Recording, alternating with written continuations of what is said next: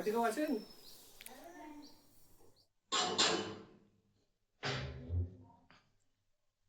নমস্কার, আমি পশ্চিমবঙ্গ সরকারের জল জীবন মিশন থেকে এসেছি। আপনারা কল পেয়েছেন? সজলধারা কল তো হ্যাঁ পেয়েছি। না, ওটা সজলধারা কল নয়, ওটা পিএইচডি আন্ডারে যে পশ্চিমবঙ্গ জল জীবন মিশন থেকে এই যে কলগুলো দেখা যাচ্ছে সেই কলে কথা বলছি। আচ্ছা, তো ওই কলের জল আপনারা ইউজ করেন তো?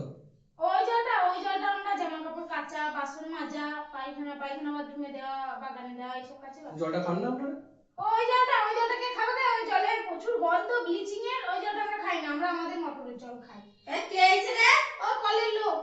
বড় নাই কল কল দিয়েছে, ওই জল খাওয়া যায় না, গন্ধ। তুলে নিয়ে যেতে বলগা। শুনুন, ওটা যে গন্ধটা পান ওটা ব্লিচিং পাউডারের গন্ধ না, এটা ক্লোরিনের গন্ধ। আসলে পাইপ লাইন দিয়ে জল আসে তো, পাইপ লাইনে অনেক সময় লিক হয়, আবার অনেক সময় পাইপের ভিতরে শ্যাওলা জমে। তাহলে সেই শ্যাওলা নোংরা জলগুলো তো ওই পাইপের ভেতরে জলে মিশছে সব। তো এইগুলোকে পরিষ্কার করার জন্য ক্লোরিনটা দেওয়া হয়, যাতে ওই জলটা খেলে আমাদের পেটের রোগটা না হয়, তার জন্য দেওয়া হয়। আচ্ছা। আপনি এবার কল করার আগে ব্রাশ করে জল পরিষ্কার করছেন কেন? আরে মশাই, সকাল সকাল ডায়লগ দিতে চলে এসেছে যত সব। আমার টাকা দিয়ে আমি কল বসিয়েছি, এটা আমার মোটরের জল, এটা আমাদের পিএইচির জল নয়।